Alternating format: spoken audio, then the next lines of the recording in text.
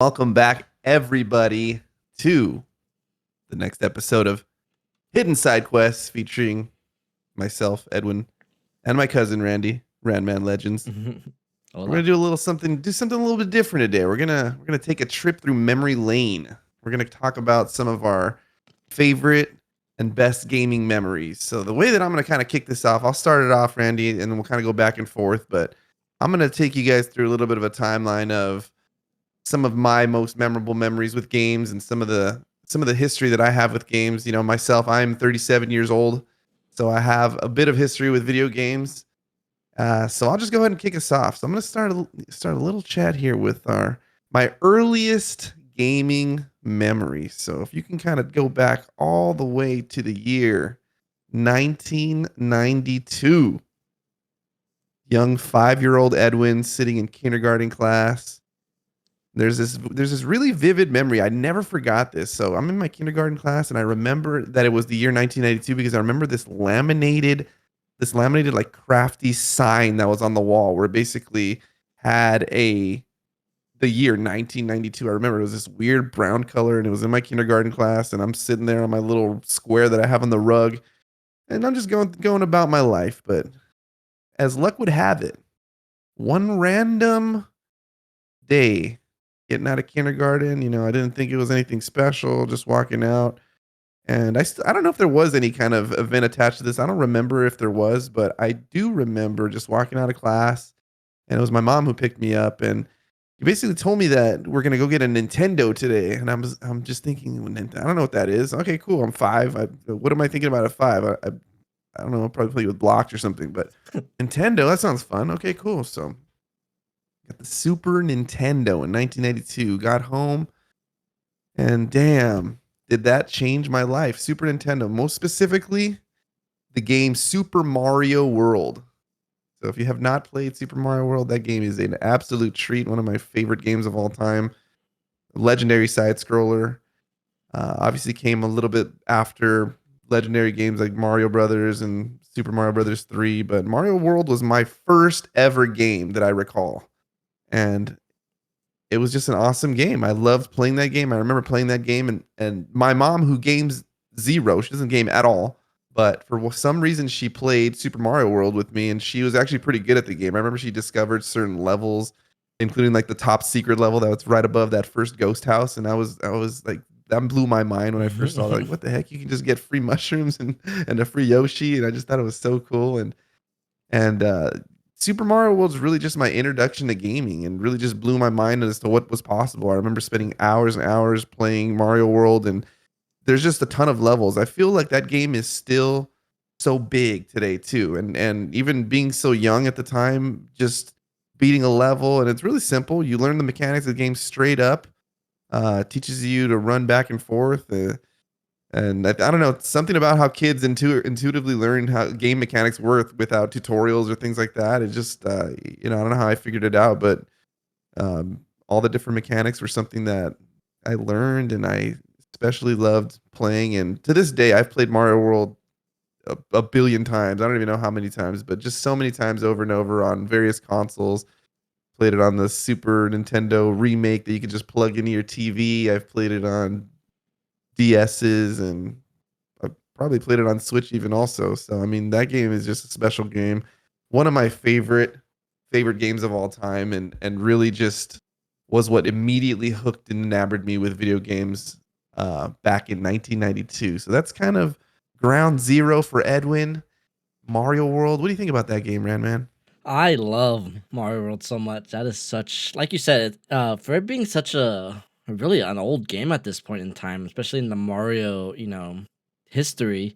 That game is so big compared to newer Mario Bros. Games. I think still, even I think the closest that comes to it is Mario Wonder. I think they did a great job at trying to encapsulate like that Mario World magic, and I think the new Super Mario Bros. Games, specifically the Wii U one, I think really tried hard to capture that magic. But I just think, those games are they're good. Those games are good, but they were bland and they were very repetitive. And Mario World is such a imaginative game where like you said, the ghost house secret. There's so many secrets in in that game. And I remember playing it. I didn't play it on the SNES as a kid. I had the Game Boy Advance version, and I remember Right. loving that. I remember one of my dad's church friends actually gave me it one day. He just showed up like, "Do you like Mario?" I'm like, "Yeah." He just gave me the game, and really, I never saw him again. He just gave me What a or good guy. Super Mario Bros. Super Mario World, and that game is fantastic, and that's really an easy game to go back and just play for fun. Like that is such an easy game to digest, and I'm glad that it's been on every system. I have beaten that game, I think, like 4 times just on Switch alone. That is such an easy game just to play, and I think it holds up very well. And it's uh, probably my favorite art style. I think in the Mario Bros. I think the art style also just kind of it just It does pop. yeah It is a really yeah good art style. I thought the same thing, because that was my first Mario game, and then I went back and played Super Mario Brothers, obviously 8-bit, looking all yeah. clunky. Or not, it didn't play clunky, but it looked weird. Obviously, it's just little blocks meshed together to form a character. And then Mario Brothers 3, you could tell was I don't know if it's more of a hand drawn aesthetic or what, but Yeah. I feel like the 16-bit concoction that Nintendo put together with Super Mario World was just that right Yeah. aesthetic. Yoshi looked cool. Luigi looked great. Luigi kind of just looked like Mario with green, huh? It didn't really Yeah. look too different, but um, There's a trivia to that. I believe, like in the Japanese version, it's a palette swap, and then in like America, right. or no, maybe it was the Game Boy Advance version. They gave him an actual sprite. I think that's the Yeah, trivia. I think that's what it was. It Yeah, looked a little bit more like Luigi. yeah. But no, The fantastic game, man. Yeah, the That special world. I remember when I found that, mine was blown. I was like, "Holy shit! You go to this special world, and there's just these crazy levels, and then within the special world, when you go into the center of the star, where it's just the the other world, the yeah, special yeah. world, right? And those levels are just insane. I mean, that first one, I remember when I finally beat that level, and it was not when I was 5. I'll tell you that much. I played this game well into adolescence and even into my teenage years. This game was something that was with me for a long time. So I don't remember the first time when I beat it, but yeah, definitely a special game. But That first level, I'm like the P balloon level, I remember that level. right. Yeah, the Yeah, P I balloon do remember level. that You can't level. bump into anything. You got to just Yeah, perfectly just weave your way through. I remember that. I love that I game. I remember as a freaking love kid, that game so much. I never thought that game was gonna end. I'm like, oh, I got to the Star World. Oh, I got to the special world. Oh, there's another special world.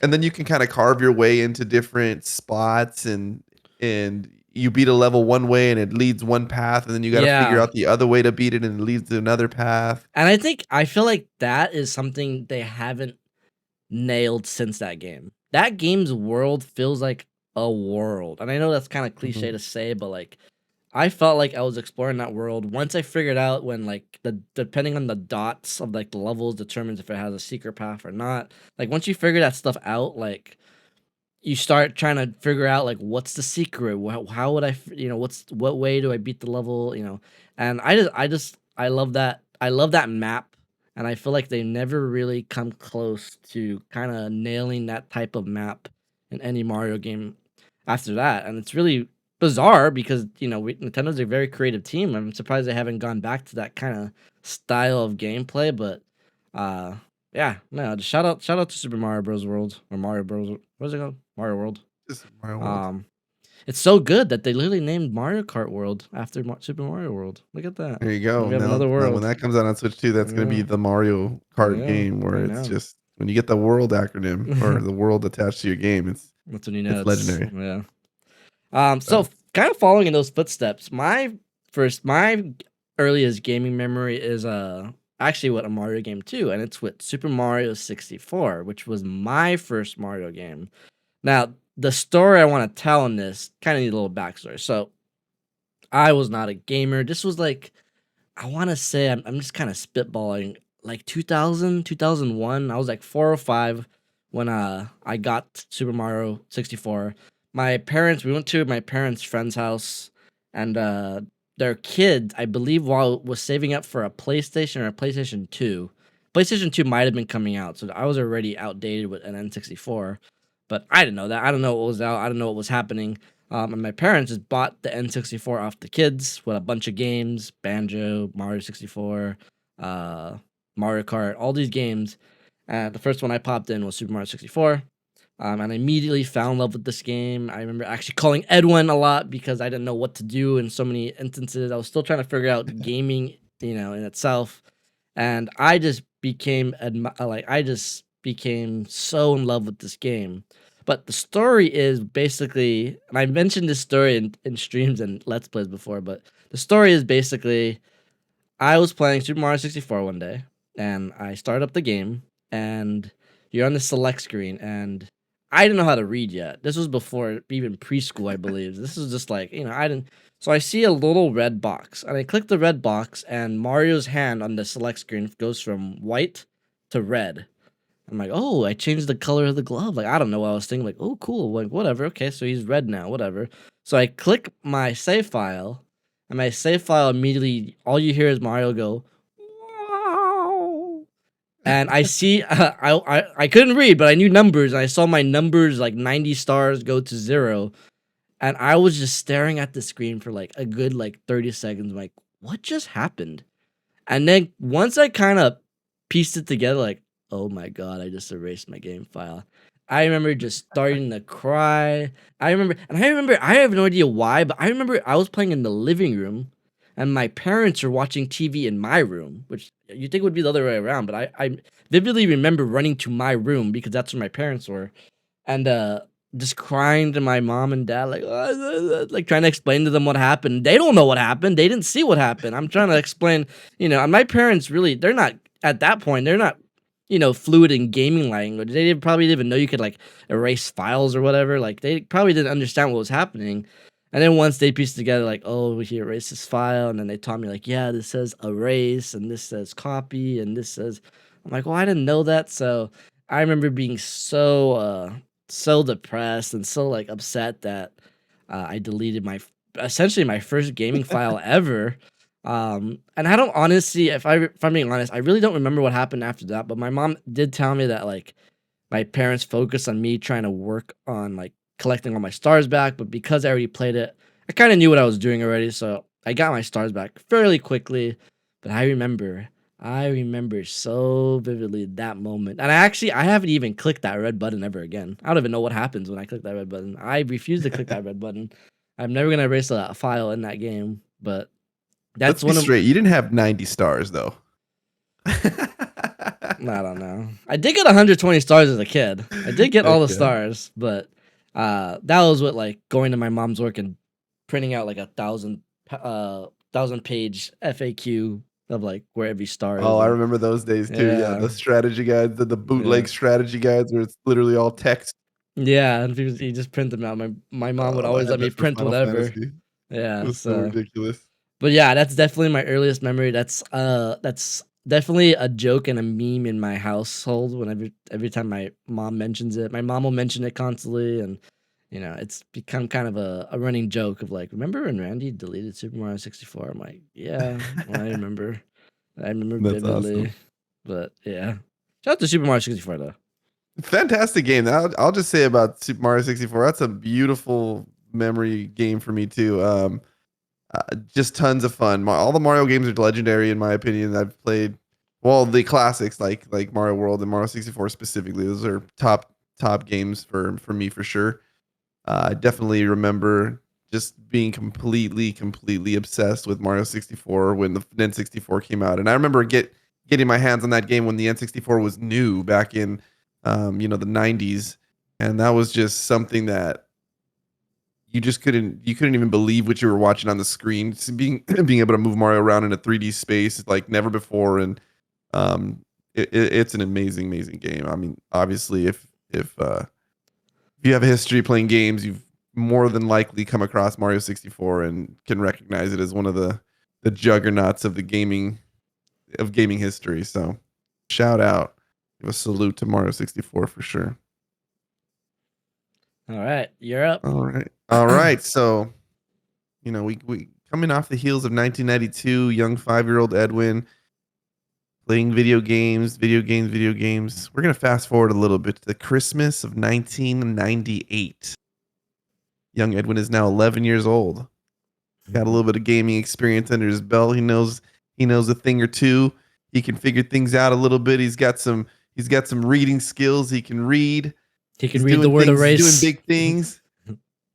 Christmas 1998. Christmas break. No school for 2 weeks. Christmas rolls around. Open up a present. Out comes The Legend of Zelda: Ocarina of Time. The come up. And that game, kind of like in the same breath of what we were talking about with Mario 64, I had some experience playing a little bit of I don't even know. You know what? I don't know that I for sure played the Super Nintendo Zelda games because that's where I had my history and kind of my interest in playing the N64 version, which is Ocarina of Time. So I played a little bit of Link to the Past on Super Nintendo, and I don't think that I had beaten it at that point. I still wasn't good enough to beat that game because there was just a lot going on, and it wasn't a time where we could just look up things on the internet so easily. It was tough to beat those games. But The Legend of Zelda, when that came out, I just remember, just having all the time in the world and no worries at all, just outside of being a kid.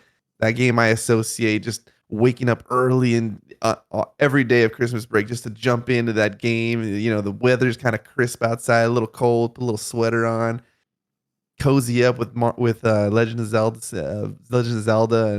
and just right off the rip, right when you start, that cozy Kokiri Forest music, the nostalgic music associated with that game, and just every fun little beat along the way. The journey was incredible. I remember just loving the first three temples where you're playing as Kid Link, and then when you finally grow up and become adult Link, it just blew my mind too. Like, holy cow, this happens in this game. I remember seeing for the first time older Link, and it was just like, holy cow, he just looks like a cool hero. He's just super legendary and cool looking, and he's got the bigger sword, and it's just amazing, and just everything associated with that game. The game is so special. I just remember loving just exploring around. The game felt again so huge, and by today's standards, something like a Mario 64 and Legend of Zelda: Ocarina of Time. Those games are so small compared to games nowadays, but at the time they felt massive, like nothing you'd ever seen before. And I don't remember how far I got in Christmas break. I definitely didn't beat the game over that first Christmas break, but that's just one of those special memories that I have. Just that Christmas in 1998, just cracking open that N64 cartridge. You got that. You smell the N64 plastic. You got the game manual. Your sensory nostalgia gets people hooked. It gets you hooked immediately. So it's just amazing. So I also I know you mentioned the save file tragedy that you mentioned with Super Mario 64 ran man, but I have a similar story, but except it was a little bit worse and even much more heartbreaking because it wasn't by my own hand. So I have a younger sister, Valerie, who is 5 years younger than me. So I'm 11 years old, and this is probably when she's only 6. So she doesn't really know jack shit about anything either. She's just wants to play every once in a while. So when I'd burn out on a game, I'd let her just kind of hold the controller, not even play the game. You just hold the controller and kind of just mess around the menu or whatever. Somehow, when I'd stepped away, I'd come back to my Legend of Zelda file and it was gone, and I was freaking heartbroken. And I to this day, that's probably a very pivotal moment in my sister not being so much into video games like my brother and myself, because we just didn't let her play anymore. She basically lost her privileges and she just didn't get to play. We were just like, nope, you can't play this, you can't do that, and it wasn't. I don't even know if my parents really knew that we were kind of banning her from it or whatever, and I don't know if she cared so much, but we were particularly careful not to let Valerie touch the damn controller around anything where there might be a save file at risk. So, yeah, I know the pain of losing a massive save file. Uh, Definitely did make my way through and beat that game eventually, but it wasn't without starting over a few times and just struggling. But what can you tell me about Legend of Zelda: Ocarina of Time, Rand? Man, I know it's a special game for you too. So it's funny. This memory I'm about to mention wasn't even on my list, but when you said it, it's kind of popped out. So Ocarina of Triggered. yeah. So I was a very late bloomer to Zelda, and there is a Zelda memory I'll be talking about later. I'll probably just lean into it honestly after this. But I was very late to the party. I got Wind Waker like when the Wii was almost out, and then I got Twilight Princess when really deep into the Wii's life. Um, so I was just new to the franchise. So when they remade it on the 3DS, that was my re first time playing The Legend of Zelda: Ocarina of Time, and I knew the hype this game had around it.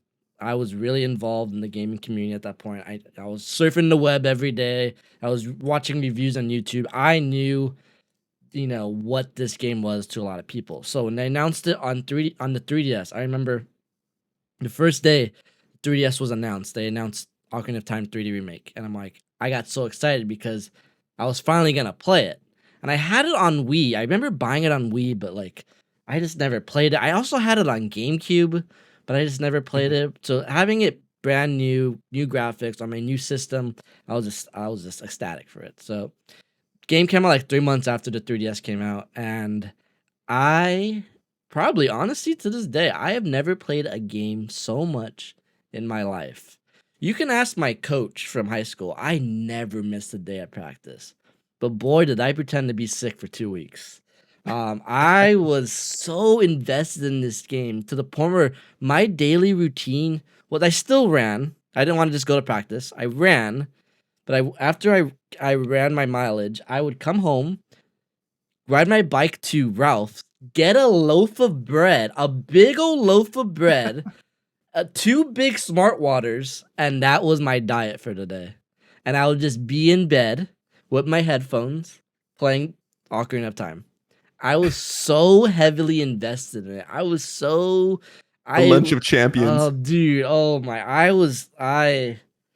it's one of those moments I look back and I'm like, dude, come on, get a life. But I was just so invested in it, and I was having the time of my life. And that How is old were such. you at this point?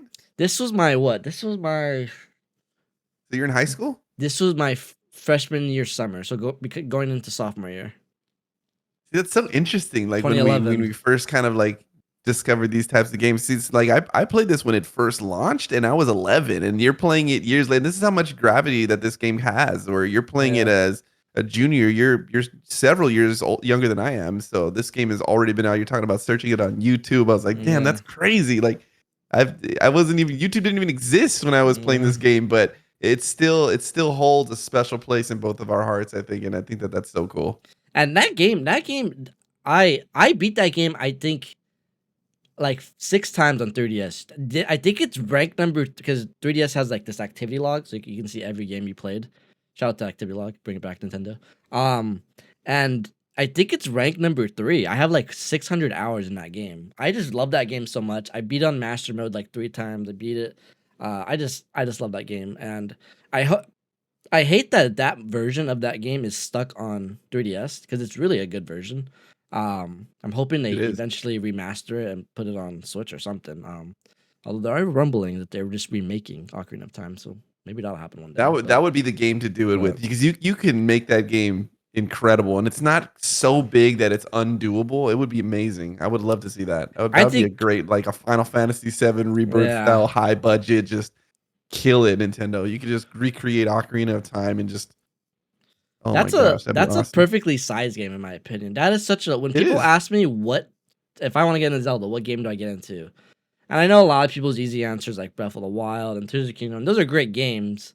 But I think Ocarina of Time is a good like first taste of what makes Zelda Zelda. And I think newer games kind of they lean away from that. They do their own thing. Great things, but they do their own thing. But I Yeah. think Ocarina of Time definitely set the boundaries of like what Zelda is, and it really just kind of yeah, it's just a magical game.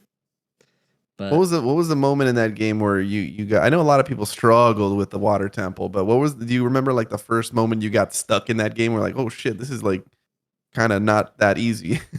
I always, people always talk about the water temple. I feel like the hardest temple is what is it? The spirit temple, where you have to become human, go kid back. You have to That go one is back and hard. forth. I don't know if that's because it's time consuming because you got to go go I back and think the forth. direction is for me in that one Yeah, screws me up too. That's what fucked yeah, me in the water temple also. Is like, oh my god, I don't remember where any of these places go. Like even the map doesn't help me. I'm just like, yeah. Jesus. All right. See, the water temple is easier in the remake, so I never had really that oomph to it. Um, Yeah. So that's because on the remake, it has the water temple. They add arrows to like where you have to go, and the iron boots is easier to equip. So like it's not that convoluted. But I've heard horror stories with the water story. I just one of my favorite YouTube comments, not mine, but like just in general, like it's this guy commenting on the water temple like 8 years ago, like. Dude, this thing, my life is going horrible. Like, this water temple ain't helping. And then someone replied like 7 years later, "How's it going, Jeff? You doing better?" And he replies like, "I'm not gonna lie to you, not doing any better than 7 years ago." That's how Like I bad was the just water. checking in. Yeah. Yeah. That's So funny. For me though, the forest temple obviously is not that difficult compared to the other ones, but that was the first. I remember getting to that as a kid, and the difficulty spiked up definitely from that one. From yeah, just the like when you're playing as a kid, when you're playing as adult Link and you're in the forest temple, I feel like it's more adult in the sense of difficulty too, or where yeah. I was definitely I love stumped the for a bit. forest But that's a temple. great temple. Yeah. I actually learned. Fun fact. You learn a lot of mechanics in that I one. literally learned this today. The first room in the forest temple is the same first room in the forest temple in Twilight Princess. I didn't know that. I I think learned I that. remember seeing something about that Yeah, before. I didn't yeah, I haven't I thought learned that about it in today. years, but that's So I'm like, cool. I didn't know that. Anyways, so yeah, so with Ocarina of Time coming out, this was a new Zelda game for me, but it wasn't the new Zelda game. It wasn't a new Zelda game that everyone was experiencing. And that honor goes to Skyward Sword. Now, some people love that game, some people hate that game.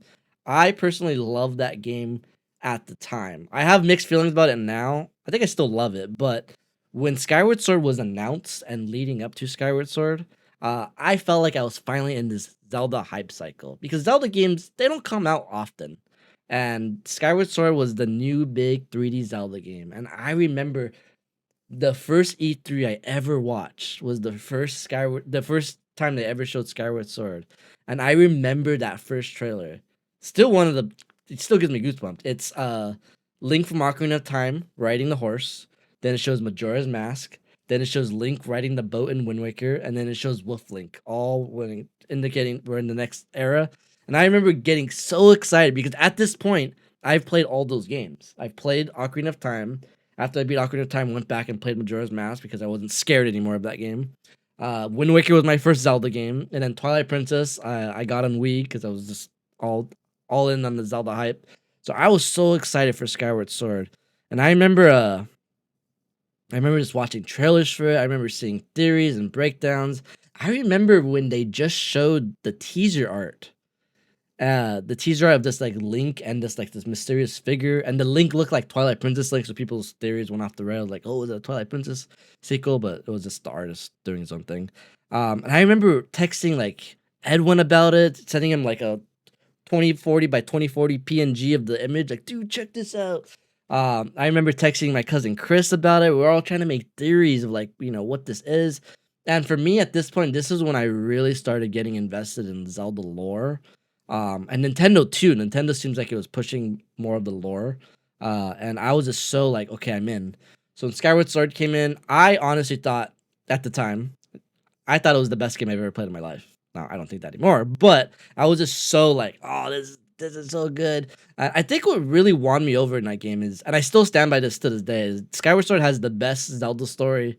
Not even close. Like Zelda, I think what makes Skyward Sword so weak in people's eyes is because it focuses so much on story that makes it the gameplay a little bit on the weaker side. Which is funny because they do the complete opposite in Breath of the Wild, where they get rid of the story and they let gameplay run wild. That's true. So they learn. Um, but that game just kind of, for me, it just got me so excited to be a Zelda fan because it's the origin story of every Zelda tale at that point. It's the first game in the timeline. The game tells how the Master Sword comes to be, then the game explains why the series is called The Legend of Zelda. It answers so many questions that I really didn't think I even had. Do you ever look at the healing shield? You always wonder why is there's a red bird on it? This game answers that. Like, oh, okay. Like it answers so many crazy things and set so many boundaries and set so many like, traditions in the Zelda series that I just fell in love with it. And I remember kind of like Ocarina of Time, I basically went MIA for like a week. And I remember at the time I was weak because I was just so into this game, and she's like, "Where'd you You go?" had I'm like, another so, love, Zelda. yeah, I was like, so I was like, I had to make an excuse like, again, I think I just when I got sick again, probably. I don't know what I told her, but I just remember just being so in love with this game, and then seeing the final boss in that game, just kind of just seeing, spoiler alert for Skyward Sword, but seeing Demise as the big bad guy and not Ganondorf, because again, at this point, I was kind of crafted just to make sure, or to think that Ganondorf was the final boss all the time. So seeing Demise, and basically Demise being the setup to Ganondorf constantly showing up. I don't know. I'm not getting too into the lore here, but my that's one of my favorite memories and favorite times I've ever experienced a new game. Because one, it was just a great game in my eyes, but two, it felt nice being part of the conversation. Because at that point, as a Zelda fan, I always felt like I was playing catch up. And once this game came out, I was on like forums talking to people about theories. I was listening to podcasts, hearing people like talk about the game and stuff. And it felt nice knowing that this is current events rather than like, oh yeah, this game came out 20 years ago. People love it. Like, oh yeah, well I love it now. Or oh hey, we're remaking this game. It was so good back then. Now so it was just fun being in the conversation. And yeah, Skyward Sword being my first ever new Zelda experience. Really fun. This Nintendo's just undefeated in this podcast so far. They're just absolutely crushing it. And I think that's why Nintendo's such a special company, is because I think it's for a lot of people, it's formed the core of what video games are to them, because it's their first foray into that space a lot of times, and it's just really special in how they develop and kind of curate the brain to want to play this sort of stuff, and they make it so fun. Yeah. But yeah, shout out. I'm pretty interested in Skyward Sword. I've never played that game. I know that that's one of the I have some Zelda plot holes in my gaming history, which It's fun. include Majora's Mask and Skyward Sword. I've never played those two. You've never played Majora's Mask? I've never played Majora's Mask, and I know I've told you this, and you seem surprised every single time, which is crazy. And yeah, I've never played it. I don't know. I know that I've heard you talk about it, It's my and favorite same Zelda. thing with Skyward Sword. I know it's your favorite, and I need to do it. I'll play it at some point. I guarantee it. Maybe when I'm retired someday. Old man Edwin. I'll have another story to tell at some point. Skyward Sword's good too. Skyward Sword has a great remake on Switch. Really, and you don't even have to use the motion. A lot of people's problem was the motion controls. I never had a problem with it, but I was also a wee boy, so See, that's why I think I skipped it, because there was just other things going on, and I'll kind of get into it too. So, and before I kind of get into this next segment, so we left off at 11-year-old Edwin, Christmas of 1998.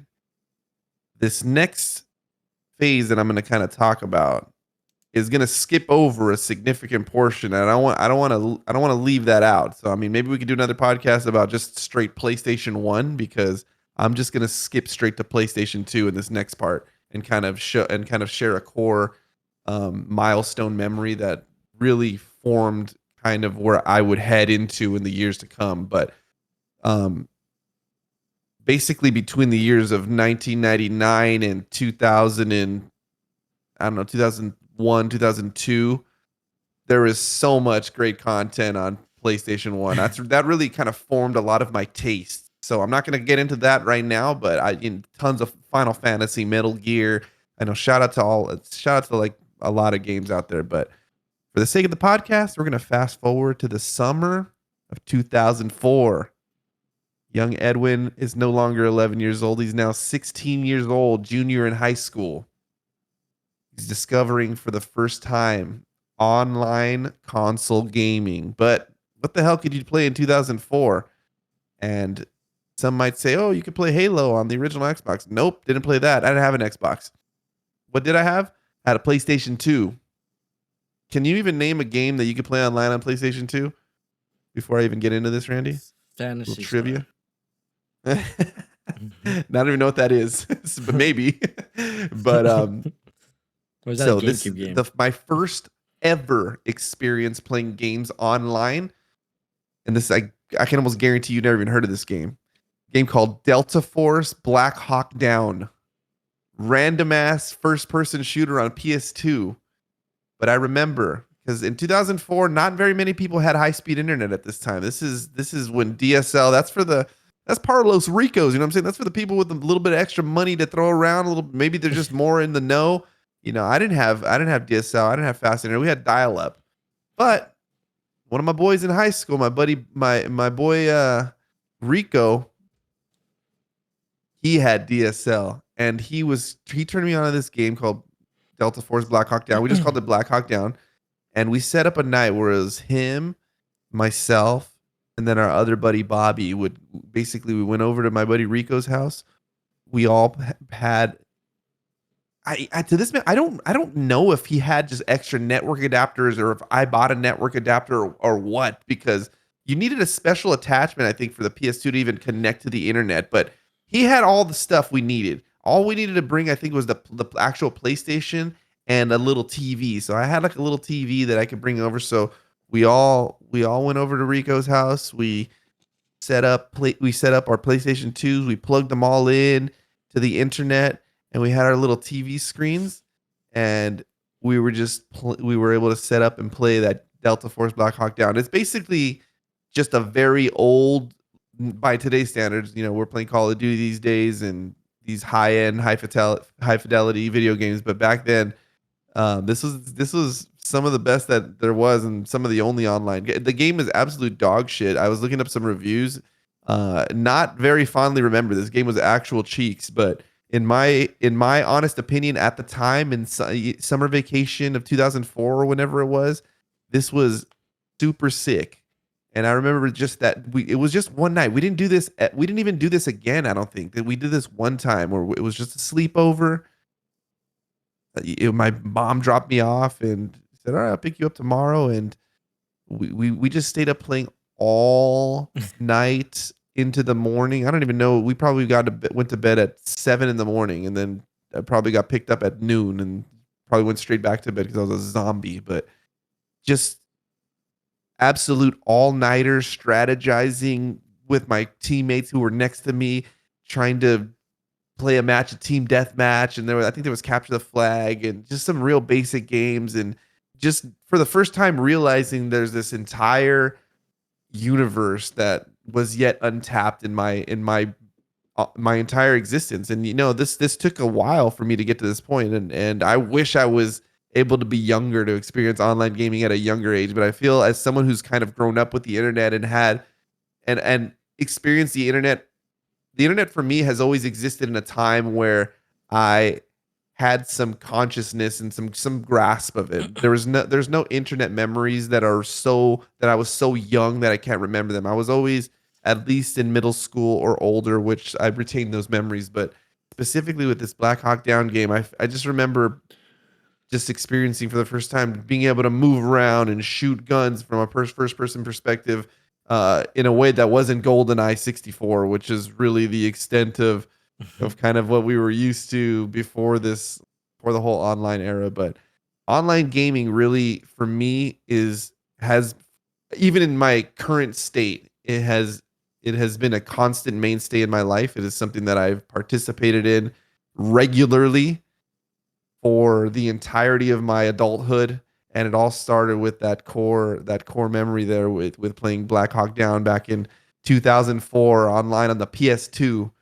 And I'll get into some later memories that, down the line. But that was really kind of a pinnacle moment for me, and I thought that'd just be worth sharing. So shout out Black Hawk Down, you piece of shit game, but it was a special game for me. So shout out.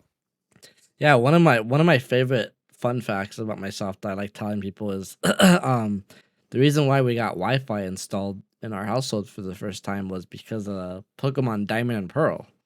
And I remember going over Edwin's house and he had Wi-Fi set up, and I remember him telling me that you can trade all around the world now. And I remember Yeah. kind of confused. I'm like, wait, what? Because at that point, for me, playing Pokemon again, at that point, Pokemon was still very fresh for me. But it was always, you gotta be connected to a link cable. And then Fire Red and Leaf Green brought these wireless adapters, which is mind blowing already. So when the I DS remember was those. Yeah, those announced, little yeah, black ones. yeah. So when the DS was announced, they announced that you can just wirelessly uh use the wireless communication. I'm like, okay. So when Edwin told me that you can trade online, he set me up, gave him my DS, he set it all up because I probably wouldn't be able to set up. I didn't have no idea what I was doing. And I went The Mario online. red hand all over. Yeah. Yeah, delete my Pokemon file. And I remember going online. I remember seeing this guy asking for he had a Steelix and a level 40 Steelix. I only had one badge. He had a level 40 Steelix. He was asking for like a Shinx, like something super simple. And I traded him, and I remember having a Japanese Steelix on my team that didn't obey me, and it was the most hype thing ever. And an over He leveled literally never Steelix. obeyed me ever. I don't think Yeah, he just made it really hard for me to black out. Yeah, I was just so excited that I had a Japanese Steelix though, because when you went to his little profile, it showed the little Japan symbol. So like Yeah. it signified like, and I remember just like going back to my mom like, we need Wi-Fi now. Like this is a game changer. It is. And I don't know. Again, my parents they did it, and I don't know if this it was. I doubt it was because of me. I'm sure they were thinking about getting Wi-Fi already, Mhm. and that was just kind of like, oh, okay, well, the kids want it, and we got it. I remember really soon after that, and yeah, I freaking it freaking changed my life from there. Just Was that having Wi. your first memory, like, with, like, online connectivity in a game? Yep, that was That's my kinda what I first time wanted to lead ever. into, yeah. Yeah, that was my first time ever that I used online connectivity. Uh, so shout out to that Incredible. Steelix. I still have that Steelix. So Do you really? yeah, I do still have that Is it what Steelix. level is it now? You're like 40? It It's never like did level obey 7. me. It's like level 60. It eventually obeyed me like once I got to like 6 You got 20 badge. levels in a memory, we Yeah. out here. Yeah. So That's incredible. yeah. But kind of leaning into that era of like online gaming, uh one of my favorite memories is we're actually gonna bring back Valerie into this memory. So when I was a kid, me and my sister always used to go to summer camp. And eventually Valerie was like really close to us and she would come over and sleep over a lot and stuff. And eventually my mom kind of let Valerie essentially babysit us. Like, oh, if Valerie's here, you guys don't have to go to summer camp. Because we only went to summer camp because my parents didn't want us home alone. So Valerie became kind of like our babysitter, and Valerie would honestly sometimes sleep over like 1 to 5 days a week. Like she was always at our house. I don't even remember this, that's crazy. Yeah, she was always at our house, and mostly during the summers because that's when we kind of needed her. By the way, And this is the same Valerie, my younger sister, who yeah, deleted the aforementioned Zelda save file. So, I mean, again, I would have been on red fucking alert if I were you, but she was a little older, so probably well, it's wasn't as funny. big of an issue. One of the days she said, "I want to sleep over here because Edwin doesn't let me play games at my house." You can play anything over here. Let's go. Yeah.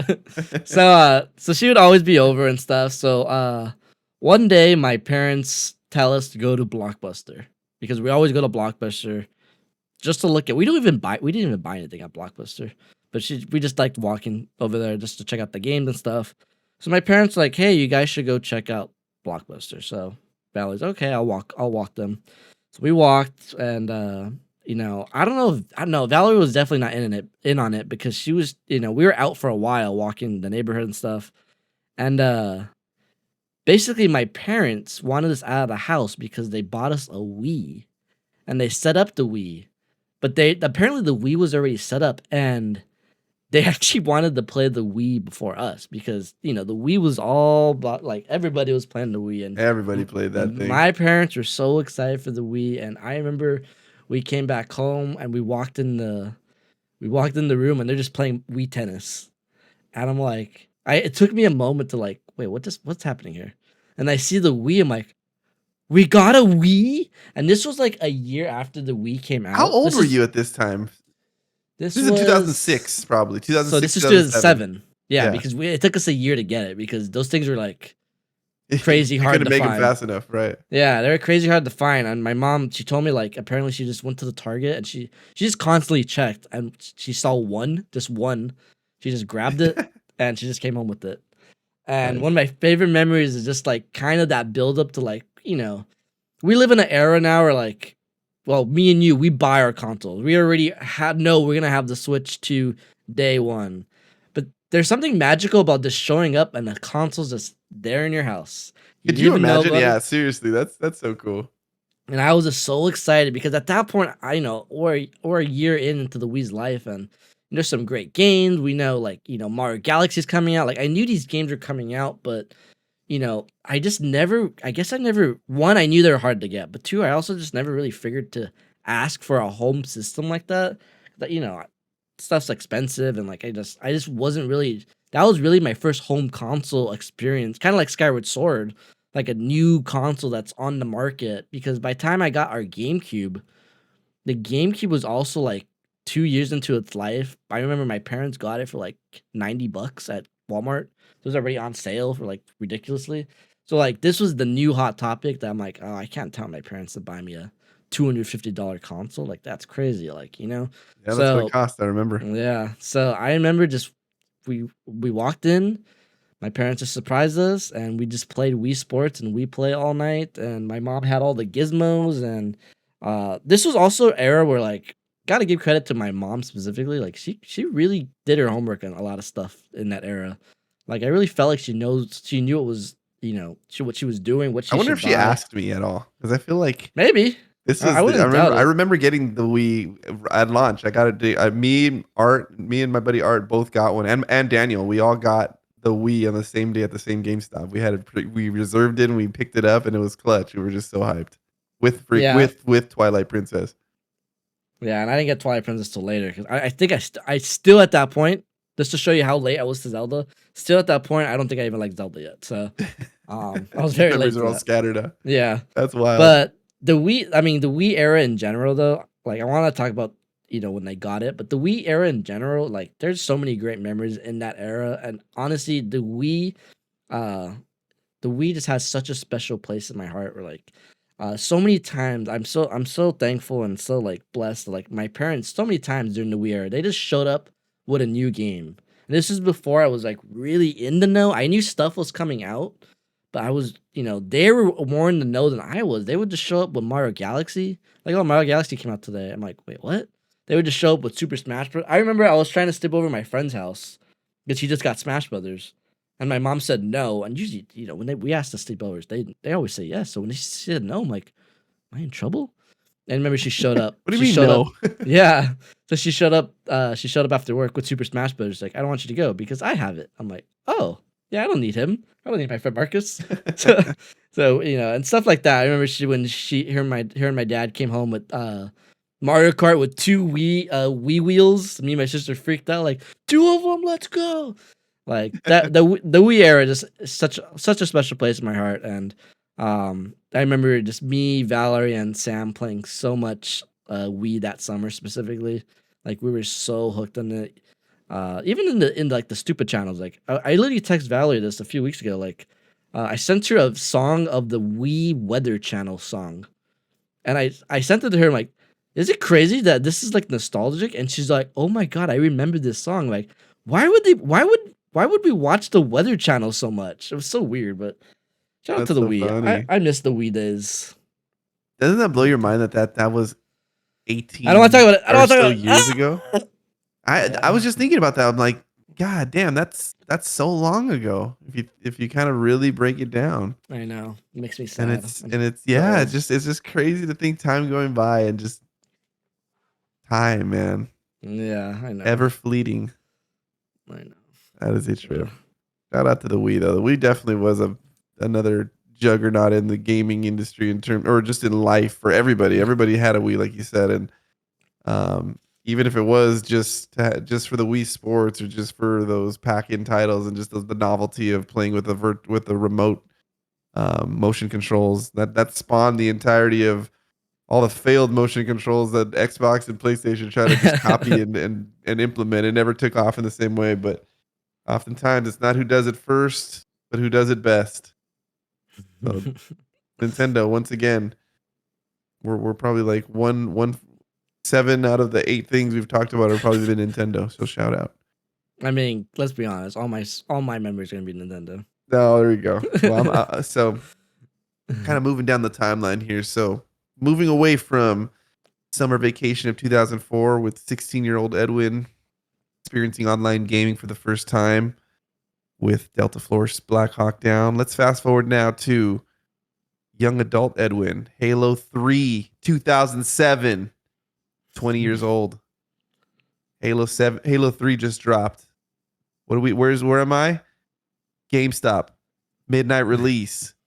There's Master Chief people in costumes walking around. There's over 100 people in line waiting to pick this thing up. And I remember that was the biggest midnight releases in general. I've had some amazing memories with, but midnight releases were always awesome in the sense that it brought people together and it was just building hype for this awesome thing that everyone was excited for. But if you went to a GameStop that there was just a bunch of people picking up the game, it took forever. I wish people would just be able to prepay for this shit or something. But I remember not even getting out of there until probably close to 1. So like an hour of just waiting for people to check out one by one. Here's your Halo game. Boom, boom, boom, boom. Whatever. I was there with several of my coworkers, and then I had other coworkers at the time who were at different GameStops getting their games, and we hopped on that night. I don't know who made it to work the next day. I think most people either didn't work or called out, but that was one of those games that just shook everything. Halo 2 obviously was something I skipped over. I did play Halo 2, but Halo 3, my God, that was such a special time. Yeah, the midnight release with the coworkers is incredible. The all-nighter. Obviously, we're in the era now of Xbox Live. I have internet in my house now, and I have DSL internet or whatever internet that we had that was quick. You're playing consistently with a core group of people at this point, or at least I was. I had my guys, my group, and this was the Halo squad, or we started playing online games. So you start to. Now I'm at this phase where online gaming and gaming, I've found a community, and you're able to regularly be in touch with those people with functions like online chat and party chat. Party chat is just a revolutionary ass thing in general, and that's what I loved about the Xbox 360. The Xbox 360 really did kind of start that for the first time. It made it to where it was accessible. People can jump in and out. It was really sleek in how it was set up, and it was just amazing. But that was, 2007 is when I started to truly form my online community of friends, which to this day, many are still some of the closest people that I know to me, and they're still some of the most special people to me. And I'll dive even deeper into that when I get to my next memory. But Halo 3 was the game. Online. I didn't even play the story for a while. I didn't care. I honestly didn't give a crap about the Halo story until much later in my life. But it was just all about tricking out your Spartan, getting all the cool attachments for your guy, making him look sick. And everything from custom games to matchmaking, everybody played Halo. It was Halo 3 specifically was such a massive game in 2007. So this is only a year after what you're talking about. You're coming home and you're playing your Wii over in the living room. 1 year later, older, young adult, not quite an adult, I guess. 20-year-old Edwin he's already been working for a couple years. I got a little bit of money in my pocket. I'm spending all my money on games, and that was just my thing. And Halo 3 was the game that did it. It was just all about firing guns, throwing sticky grenades, and then just talking about it with my coworkers at work. And it was just so special. That's such a special time. And there was just a lot of late nights, a lot of laughs, and just fun. So I don't know if that was so much about Halo 3, so much as Halo 3 being the catalyst that really kind of brought people together. And then the one that we were really hooked on was Halo Reach. Whenever that came out, Halo Reach, that game sucked all of our lives away for the longest time. That was my first Halo. Yeah, shout out. That's one of the best Halos. That's probably the best Halo story for sure. But shout out to online gaming. That just shows you how at that time we were in very different gaming worlds. Yeah, absolutely.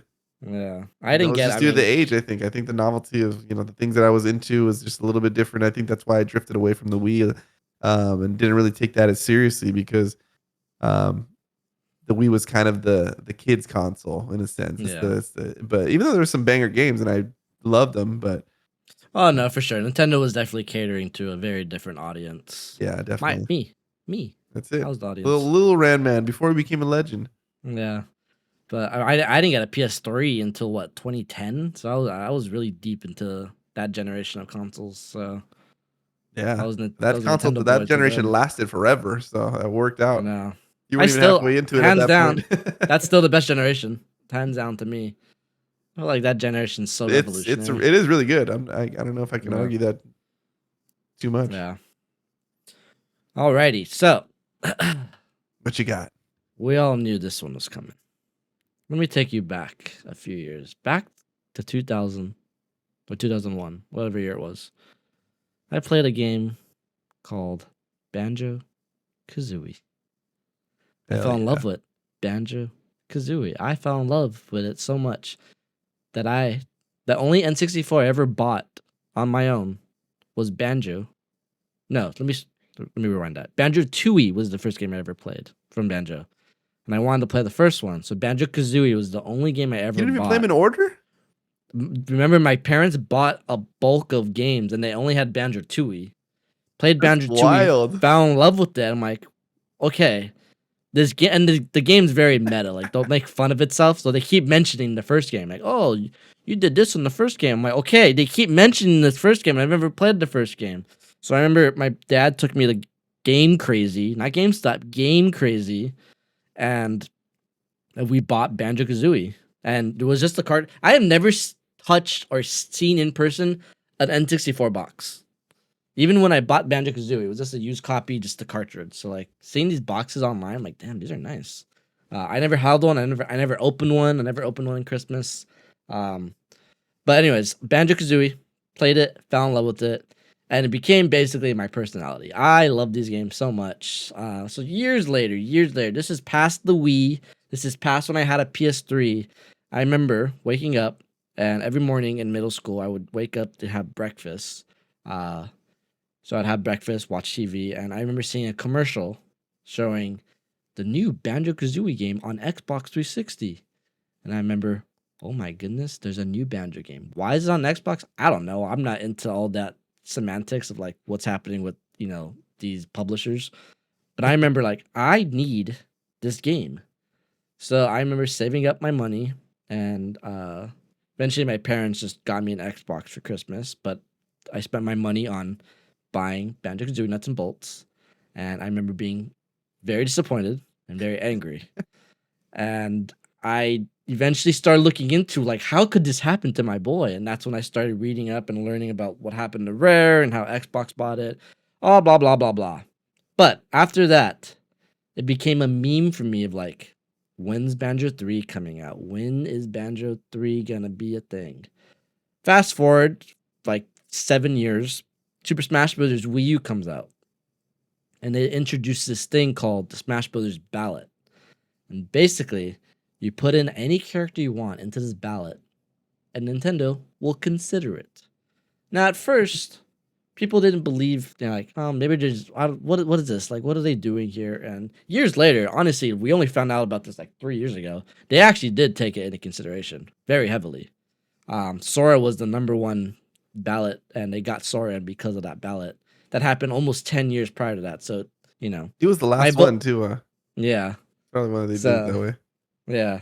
So, after that ballot, it really got ingrained in my head of like, dude, wouldn't it be cool if Banjo was in Smash though?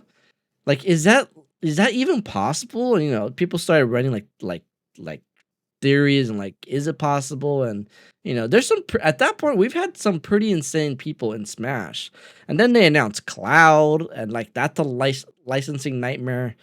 But when you get Cloud and Snake and like all these people in one game, you start thinking maybe Banjo like is possible. Nothing's off the So table. yeah, so at that point, every June for my birthday, we would have a little birthday celebration. Every June, you can look at videos from my friend Nick because he would always record everything at these at these parties and stuff. There's always a video of me just saying, "E3's this week, boys. Banjo for Smash, baby. E3 this Banjo for Smash. When I 21st birthday, E3 this week, Banjo for Smash, first shot." 22 E3 this week, boys. Banjo, and it became such a meme where like people just expected me to say Banjo for Smash, and then that happens. I remember it was for my 20. was 23, 24. I remember that week we had a party at my house, and I remembered, you know, grabbing. I'm drunk, grabbing Nick. I'm like, this is the week, man. I know I say that every week or every year, but this is the week. I feel it. It's happening. And at this point, we have the Smash Pass, for Smash Ultimate. They already announced Joker. They announced like all these crazy characters already. I'm like, there's no way. Like it's gonna happen. Like, And I remembered like there was a part of me who that kind of didn't even believe it. If I'm being honest, I kind of lost hope because usually I made it a big moment. Like I'm with someone, I'm like, we have to watch this together because it's happening. This is the only time I didn't. I just stayed in bed. I'm like, I'm just gonna watch it in bed. Like I'm not gonna grab my sister. She's asleep. Nick showed up to wash his car, but he's outside. I'm like, I'm not gonna make him sit through this E3 presentation. And I'm watching the trailer.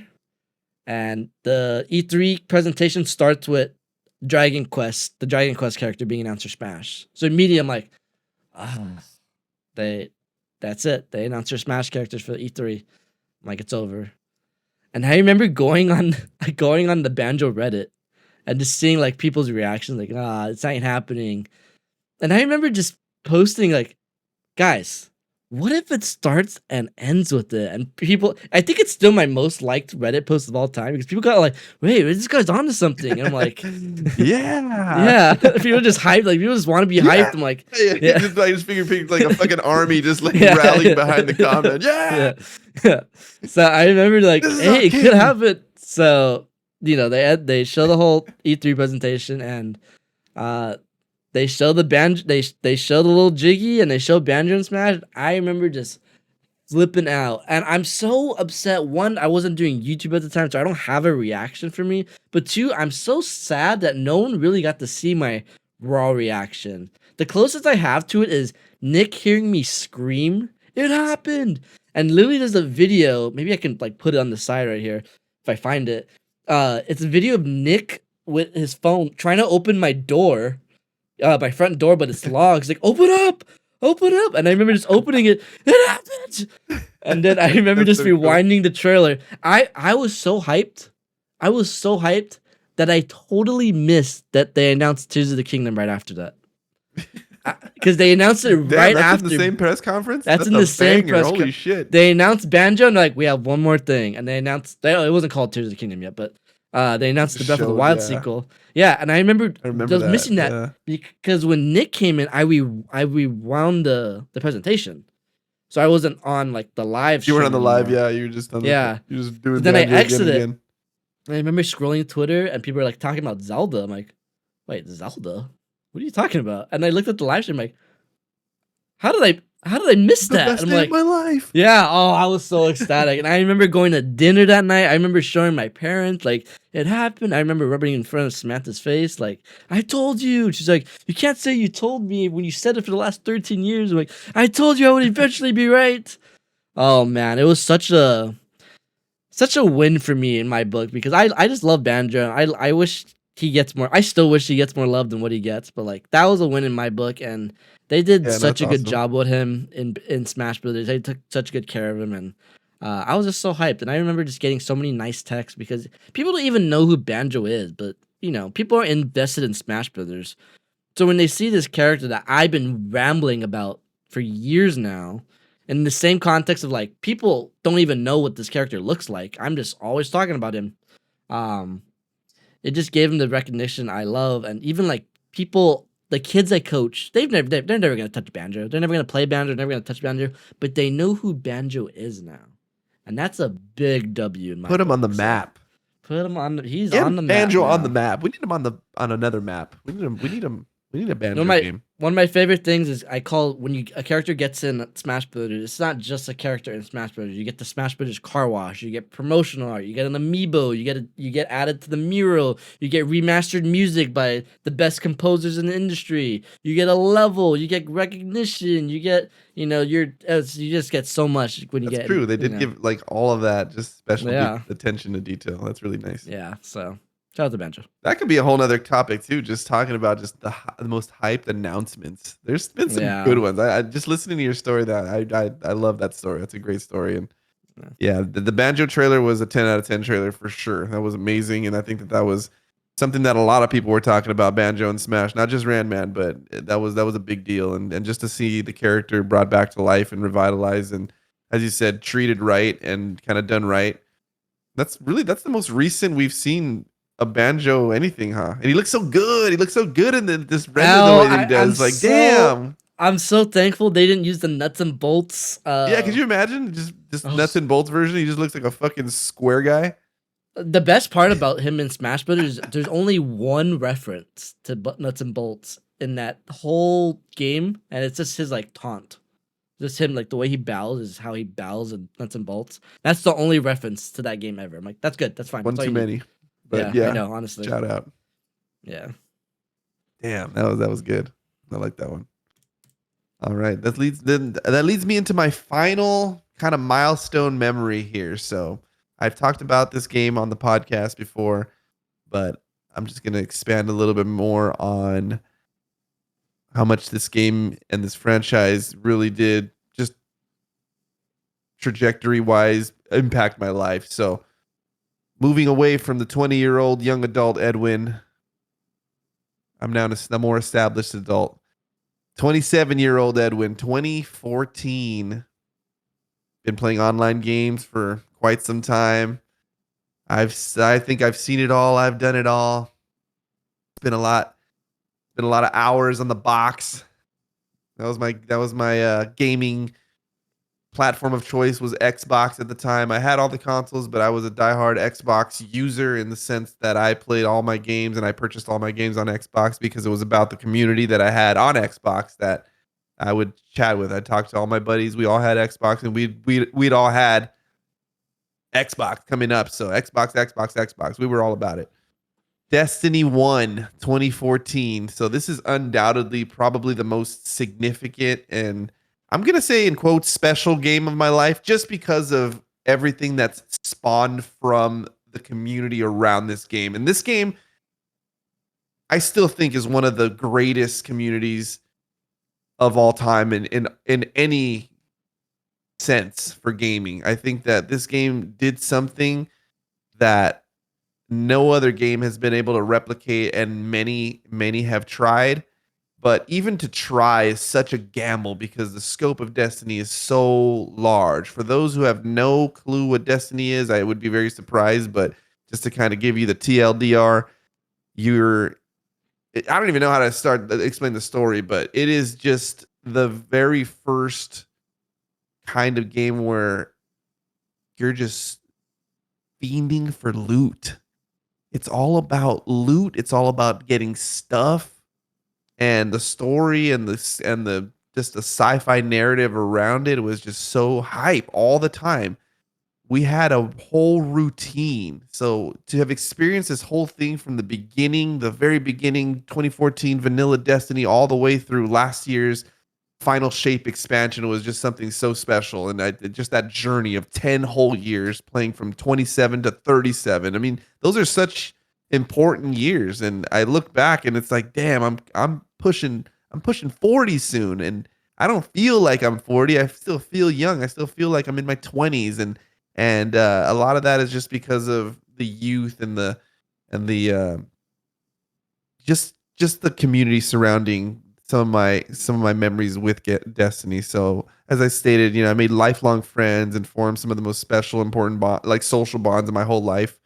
This would be a game that I would connect with many people, and because you're able to match make and make teams of 6 for things like raids. Raids are just so crazy.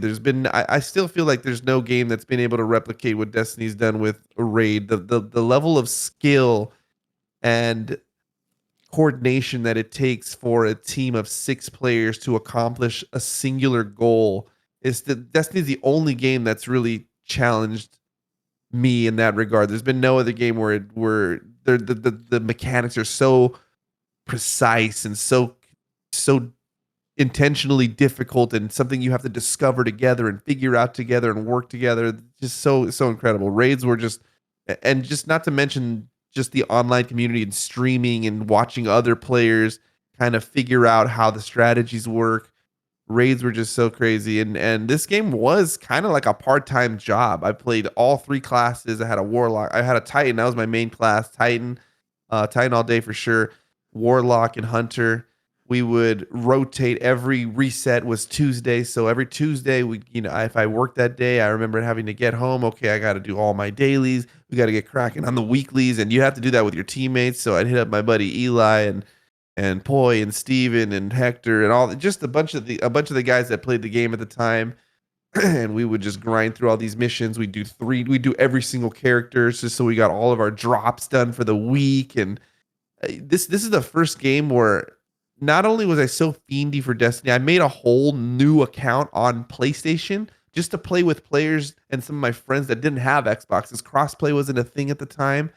So I'd have to make, so my buddy John, who was locked away on PlayStation, I literally bought the game on PlayStation and just so that I could play with him on that. And then we had a whole circle of friends that played there, and eventually that would all merge and we'd all form one clan, and it was just the best. And um, for those of you guys who play the game, you're familiar with the character Zur. So Zur, for those who don't know, is a character who shows up on Friday, every Friday. And if you're really, really hardcore, you would stay up late as fuck on Thursday just so you could be the first person to get to Zur, because Zur would always sell a random exotic weapon or just rare gear that you can only get from him, and you would hope that he had what you were looking for. If you were looking for a particular piece of armor, you would pray that Zur was selling it that weekend, and then if he wasn't or whatever, then you'd have to wait another week for Zur to show up again, and then you'd have something different.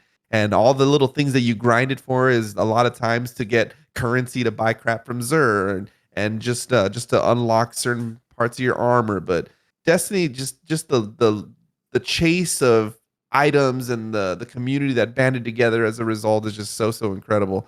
We'd play Trials of Osiris on the weekends, which is just a uh, competitive multiplayer variant where you and two your best competitive PvP player friends would compete against three more players, and you would try to go 7 games in a row without losing to get to the lighthouse, which would get you the ultimate prize for the week. And then you would try to do that 3 times with all your characters. It would be called going flawless. So it'd be like, man, I'm trying to go flawless this weekend, go flawless. And that was just the thing. And you have your friends that you played PvP with. And my God, that game is such a special memory. And I was recently married this past October, and a ton of my friends that I met specifically on Destiny were all there. And there was a whole table at my wedding dedicated to just close friends of mine, but what really brought us together was Destiny, and that game that we played together for 10 years and really just experienced from start to finish. And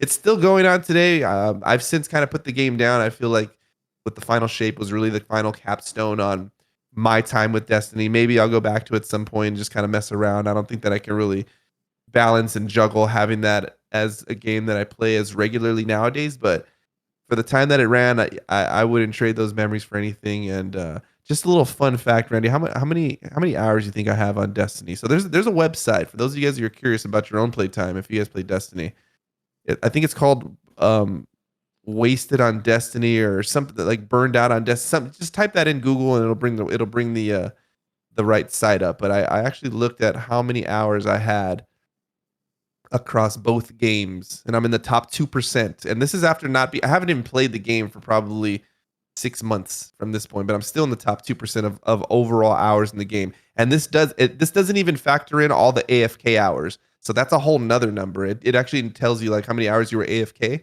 but this is active hours playing the game. Give it a shot, Randy. What do you think? Oh man. I mean, you play a game. If you play a game for 100 hours, that's like a shitload of time, right? Like that's Yeah. that's like you can beat and probably 100% an open world game if you put 100 hours into it. I'm gonna guess. I don't want to overshoot it though. I'm gonna guess 25,000. You way overshot it. That's so many. You know how much time 25,000 hours is? That's before I answer, I'm gonna do some math real quick. I think it's just funny but yeah, like you have no real grounds to know, but Yeah. 25,000 divided by 24, that's 1,041 days, which would mean divide that by 365. That's 2.85 years straight. Like that's crazy. That's not nobody's played anything, I don't think, for that amount of time. But I have 2,921 hours, 22 minutes on that game. Damn, if I got rid of a zero. Yeah, yeah. If you would have just subtracted a whole zero, you would have been closer. But yeah, almost 3,000 hours. I mean, that is a long, long, long time. So I mean, 3,000 hours. If you divide that by 24, that's 125 days. So I mean, you think of any calendar year, 365 days. So 125 days. That's like a third of a year. That's like four months of imagine just 4 months of just 24/7 just playing doing a single thing, never sleeping, never eating, never blinking. You're just playing. I mean, that's a long time. That's a lot of fucking time in that game. And again, that's spread over 10 years, a literal decade. But within that decade, within 10 years, 3 uninterrupted months, actually 4 uninterrupted months were dedicated to strictly Destiny 2, Destiny 1 and Destiny 2. But I love that game. I'll always love that game. The lore is incredible. It's a game that's if someone's never really played it or gotten into it, it's really hard for them to grasp just the gravity around how incredible and such a marvel and such a feat what that game really is. It's not something I can really say or recommend. You should play Destiny. You should check it out because you really kind of had to experience it to get what I got out of it. You had to have been there day one or year one and kind of had a little bit of trajectory, a little bit of beats and pass. I know that we got you into Destiny a little bit, Randy, and I remember Yeah. when you got into it, just like real briefly, we were kind of speed running you through all the shit so you can get all the gear quick, and we were getting hyped at the shit you were getting because you were getting shit that took us fucking years, like.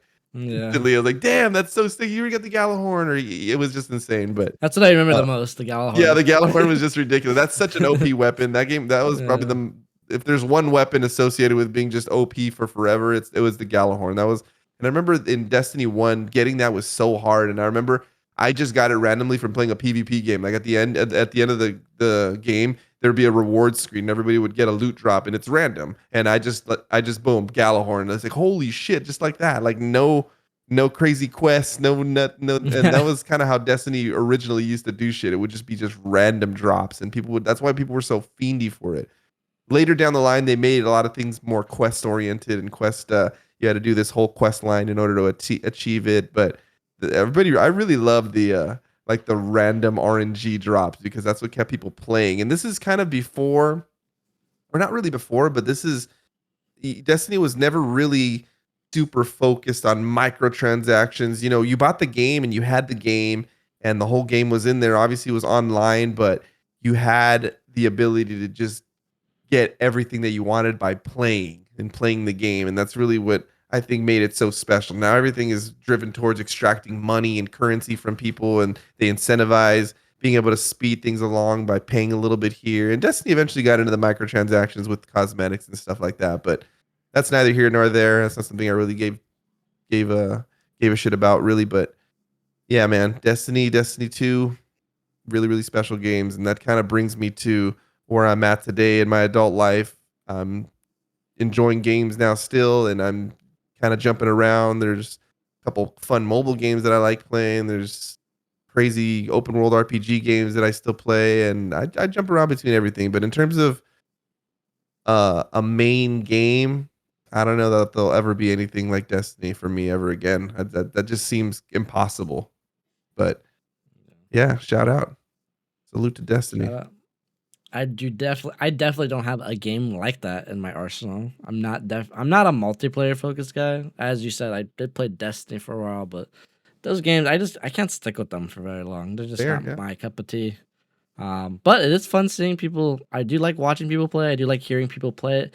It's funny on paper, those games sound like it would be for me because I do like the idea of just like random drops or grinding. I like grinding XP in games, like like a Pokemon or It's a like a Final cozy place. Fantasy. Yeah, I do too. I don't mind Yeah. it. So, but yeah, those games just kind of never stuck with me. The biggest multiplayer s game with quest and side quests and like missions like that is Pokemon Go, but definitely not in the same vein. But Mhm. that's the only one I'll give the light of day for.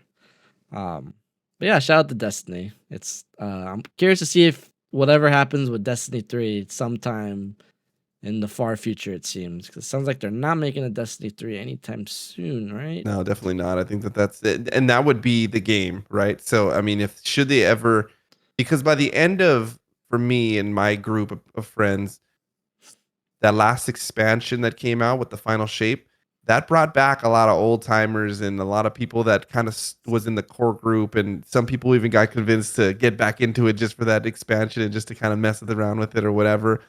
But the true catalyst to get everybody kind of to buy back in, it would have to be a true sequel, Destiny 3. Sequel. So if that was ever announced, that would be a big, big deal. I think a lot of people, and including all of the friends that I kind of referred to in that last little anecdote, would dive back in. And because it's a fresh start, I think that that's a huge part of it. Right now, Destiny 2, you can get into it, but so much has already happened. So it's you go into it thinking you can probably get current meta and cool shit or whatever, but it's not, it doesn't hold as much weight because it's so hard. You had to have kind of gotten in there at the beginning, right? I feel Yeah. like that's really what grounds people and makes them keep playing. Otherwise, it'll just be something they play for a little while and then just put down. So uh we'll see. Maybe that comes out at some point. I would love to see a Destiny 3, and shit, if that ever happened, you best believe your boy's jumping back in. We're suiting up and we're getting into the mix. When it's a PlayStation exclusive. If even if it was, I'd fucking be all over it. I don't give a fuck. I'd be in there. Alrighty. So my final memory, actually, it's a memory that I kind of got rekindled. I got reminded of actually a few days ago. So over the weekend, I took some friends and family to go see the Minecraft movie. A horrible movie in the best way possible. Loved every second of it, but horrible. You thought it was Um, horrible, real quick. So many of my staff went to go see it and they fucking loved it. it's They're really talking about how it's people are throwing popcorn and that's like the thing, and I'm just yeah. like, what the heck? I don't understand So that, but it's what makes it great is the audience, and movie doesn't take itself seriously. The movie itself is kind of cheesy, and the first 20 minutes doesn't even take place in Minecraft. It's just adults being bankrupt, and it's weird. But once you get in the Minecraft world, it's very funny. The popcorn thing is basically the whole movie is Jack Black just explaining Minecraft in the most meme way possible. that's interesting. Everything he holds, like flint and steel, or this is a crafting table, this is a diamond sword. So people kind of watch the trailer so much they know what's coming. So the three moments that stick out to people is one when Steve introduces himself, he'll be like, "I am Steve."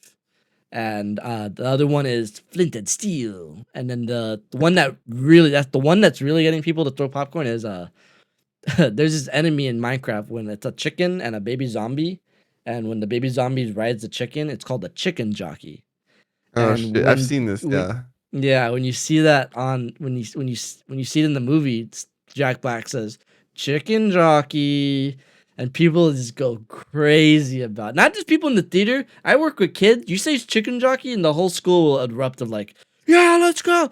Like it's one of those things that it makes no sense. My parents are confused. Like, is chicken jockey like characters? I'm like, no, this is a generic enemy. It's just like a Goomba in Mario, but because the way he says it, because it's in the trailer, because he doesn't need to say it, but think of Mario saying like Goomba. yeah, yeah, Like yeah. you don't need to say it. It's just very weird. I enjoyed every second of it still. I had a blast with it. I took our little cousins. Our little cousins had a blast, Mackenzie, Racer, like they had so much fun, Aurora, Nice. Lyra. Yeah, so it was fun. I enjoyed it. I'm not gonna sit here and say like it's Mario Bros or Detective Pikachu or Sonic levels good.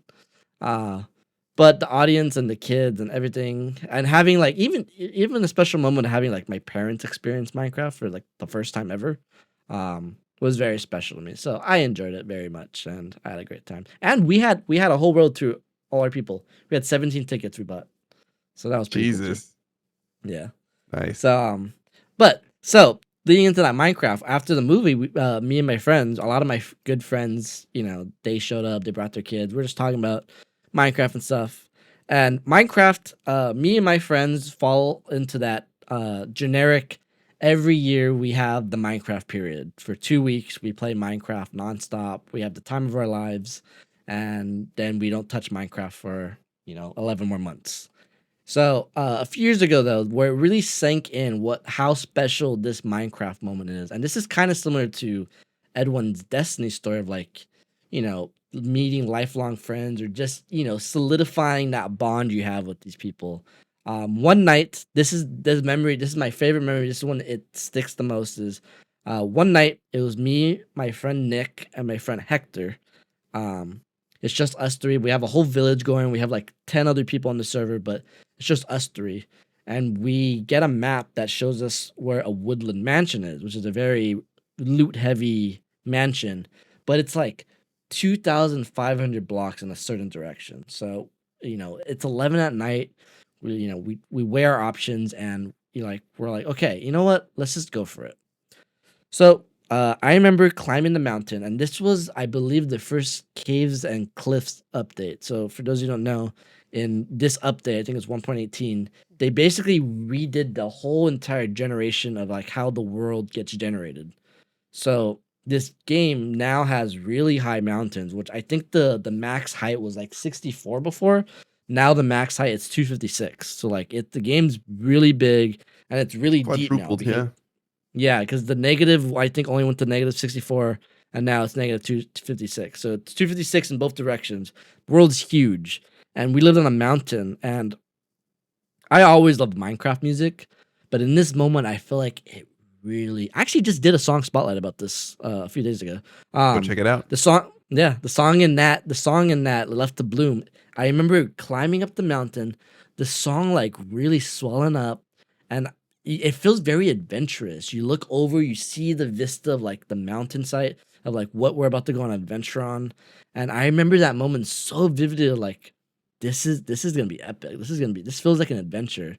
So me, Nick, and Hector, we go on this adventure. But the best part about these Minecraft adventures, there's a lot of downtime. Like there's not a lot of us playing the game. Like between us sailing the seas or walking through the forest, we're just talking. We're talking about life. We're telling jokes, we're just having the time of our lives. And we get to the mansion, we get our loot. We're having fun. We get a lot of good loot. And then it's like 2 a.m. and we're at the mansion, and it took us like 3 hours to get there because it's really far. And we're like, all right, I'm like, all right, boys, we did good. We'll get home. We'll come home tomorrow. And my friend Nick's like, we can't get off. And I'm like, why not? He's like, we can't just get off now because what if none of us get on at the same time tomorrow? Like we're all going to be going home separate ways in different directions. I'm like, okay, well, let's just plan a time we get on tomorrow. It's like, no, and we tried planning a time and just didn't line up. Like, well, okay, what are our options? And Nick's like, we got to go home now. I'm like, bro, it just took us 3 hours to get here. It's going to take us till 5 to get back. And Nick's like, we have to go. And Hector's like, yeah, I agree with him. I'm like, oh man. So then I thought of the genius idea. I'm like, well, guys, and it's really quiet. They're waiting for a decision. I'm like, guys, there is another option. And they're like, what is it? So for those of you who don't know, there's this alternate world, basically hell in Minecraft called the Nether. And you can make a portal to go to the Nether. But every step in the Nether is 7 steps in the real world. So I suggested like, all right, it's dangerous, but we can make a portal to the Nether and go home that way, and it'll be, 7 times less travel because every step is 7 steps. It's dangerous, and it's a high risk, high reward type of thing. And they immediately both said, "Let's do it." I'm like, okay. So we create the port. Yeah, we create the portal. 7 times faster sounds good. Yeah. So I'm mapping it out for them. Yeah, so I'm mapping it out for them, and I'm like, okay, we got to go in this direction. And the fucking cartographer over here is just like the Magellan of Minecraft. Yeah. So and they need me. That's why they wanted to go home. They needed me. Oh no. Because if I didn't show up the next day, they would get lost. So I'm like, okay, so you also have to be careful on height because height works the same way. So I'm like, we can't climb too high because then we're just gonna be up in the sky or up on a mountaintop. It works in every direction then. So like, yeah. So it's pretty crazy. And people don't realize like that's a great way to travel long distances. A lot of people don't know about the 7 steps. Were you guys like making blocks and just kind of like fucking like walking across your own bridge, kind of doing that? So that's exactly what. So I suggested like, okay, we dig down so we're in the mines of the Nether, or like the depths. So we're Where the not lava's dealing with at. the enemies. There is lava. That's the problem. So I Yeah. told them, there's so many rules. I kept explaining to them. Like they never played Minecraft. They have played Minecraft, but I was just so nervous. I'm like, remember, guys, there's lavas at this level. Remember, we can go into one of the chambers, or be careful, we can get into this, or be careful, the enemies live at this level. So it's a whole thing, but we eventually got home safely. We almost died a lot, but we got there, and it's one of those nights that I just remember so much because the sense of adventure, the sense of the bondness we have, the sense of communication we had with each other. But uh that's one of like so many memories of Minecraft, and Minecraft in general, like kind of bouncing off your whole your Destiny memory. Like Minecraft has become that thing we get so excited for every year. Even if, sometimes there's some years where I'm not gonna lie, we get kind of dried out really fast because there's not enough new updates. I'm very excited for this year because they add a lot of stuff like last month. So like we're gonna go into a really good time of like having new mobs to work with and new areas to explore. But it's always so fun because it always feels so different, and I always get so excited to play games with my friends. Like I mentioned earlier, like I'm not one to play multiplayer games a lot with people.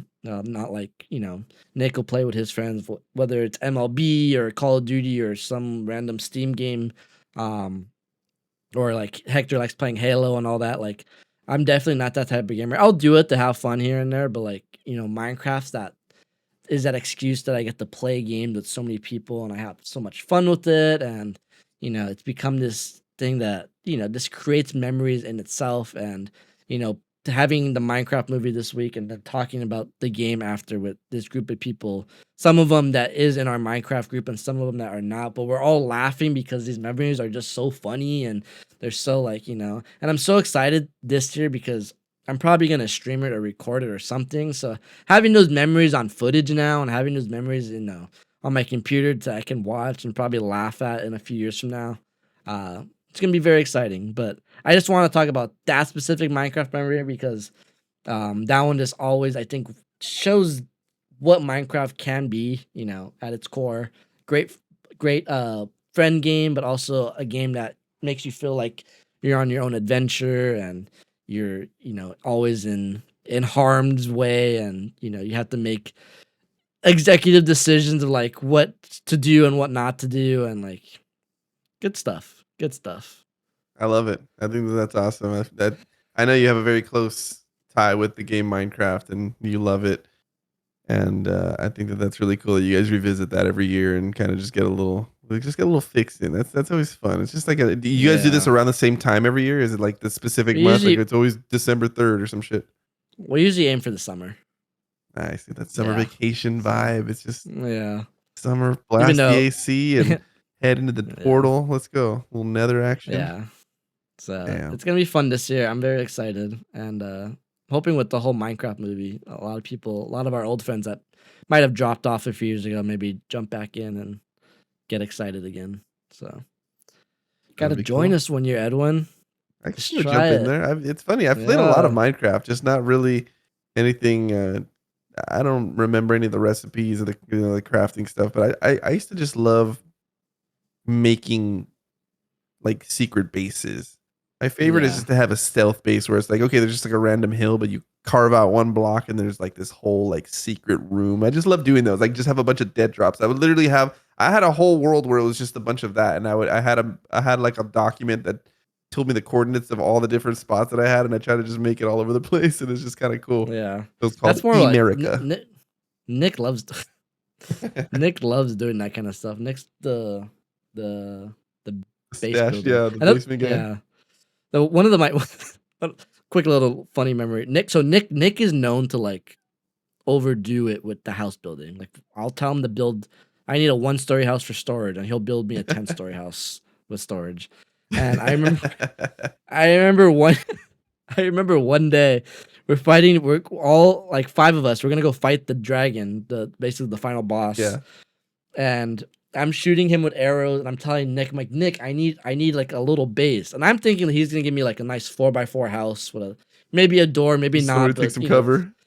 So I'm shooting the dragon, and I turn around, and this man's already building the third story of a house real quick. I'm like, "What are you doing?" He's like, "You asked for a base." I'm like, "Yeah, a little base. Why do you have so much wood in your?" He's building he has a door, he has windows. I'm like, "Dude, Yeah. we're not building houses here." He has And a Home Depot warehouse full of lumber, just yeah. wood. And what I love about these Minecraft memories is like they're so specific and they're so iconic. Like you can mention these to my friends Yeah. and they'll immediately laugh and know what I'm talking about because they were there or they heard about it. Like, so stuff like that, or like, Hector mining in the nether and he just falls to his death because he didn't see the hole like, stuff like that, like has become so Yeah, iconic in that's my the friend best. group I love that those. The so yeah, bloopers. so yeah, exactly. So I think that inspires us to, play again because we just want those new moments, those new things to talk about, and Just farming yeah, nostalgia. yeah. Hell yeah. And man, that game bleeds nostalgia in my veins. Like that game just makes me feel so at home, so cozy. There's this meme I saw the other day on Instagram. It's so true. Like there'll be a time where like it's 2:30 a.m. and at this point you're not even Minecrafting anymore. You're just talking to your friend. And the video shows the guy, your Minecraft character, just running around the house. You're not doing anything, but you're just trying to be active. Yeah. And the caption is like when you're just talking to the bro at 2 a.m. Yeah, And just when I jumping saw on that, I like, everything and just kinda just yeah. like When I saw that, I'm like, I have never could like connected with a reel so much in my life than this. And I'm like, that's exactly what I do. Like I just run around until someone calls it. Like you're waiting for that someone to call it. Like, all right, I'm gonna head to bed. Like, oh yeah, I should too. I see a So bunch of videos online where it's just someone telling a story, but the video is just like someone on Minecraft, just like jumping onto trees yeah, and just kind of making the rounds around this little area and kind of just weaving and through the little spots. And it kind of just like, yeah, I like watching it yeah. where it's like, oh yeah, where's it gonna go? And you're listening to the I did a story. I did a video, like I did a kind of a meme on that a few months ago, and it's me on top and then Minecraft parkour, and it's Right. me just rambling on about like Final Fantasy 7 Rebirth. But because people get so like they're watching Minecraft, the funny part of that video is they don't realize that I stopped talking. Like I slowly start fading out, but my I'm still doing this. And then the comments are like, I didn't even notice you stopped talking, or I didn't even notice the music got higher. Like because people are just watching the Yeah, they're just Minecraft thing. engaged in Like the what's yeah. going on the screen. Just So visual it's just me like, stimulation. oh yeah, so T for this, and then it just slowly fades out. So There you it's a go. fun little. I did that on purpose just to see like I wonder what people would notice. But yeah, so shout out to Minecraft. I could talk about Minecraft forever. Shout out to but Minecraft. that memory Right off the heels specifically of the really movie. speaks to me. Yeah, and look, hey, a non-Nintendo memory. Good job, Brandy. You did it. That's it for me. That's all I got. You want to take us home? That's all I got too. So that was our gaming memories. I'm sure maybe someday we can do this again. I'm sure we have a lot more memories we want to discuss. Even just hearing you talk about some specific things, I'm like, ooh, I want to talk about that. Ooh, I want to talk about this. So maybe we can revisit Oh yeah, this there's someday. plenty of memories. Especially I Yeah, was thinking like we can even do memories specific to certain generations or even yeah. certain consoles. We can, like I said, I glossed over the PlayStation 1, but the PlayStation 1 is one of the most important consoles to me for sure. I have a library of game memories from that, and what was really cool about that, and I'll get into this another time, but just we had I had a chipped PlayStation 1 where we were just able to burn games. So I had so many games. We were like the factory of just pirating games like a bunch of fiends, but maybe that's the story for another time, everybody. Yep. Yeah, and if you guys have a fun gaming memory, leave it in the comments. Let me know. I Get the want to see some comments game going. memories. Yeah, so Yeah. some game memories So in the comments. yeah. So as always, Edwin, thank you for joining me today. Thank you for leading it. Yeah, of course. Leading A pleasure. yeah. And yeah, look, 2 weeks in a row, we did it. That's it. We're on a roll, baby. Keep the streak. Yeah. All right, you guys.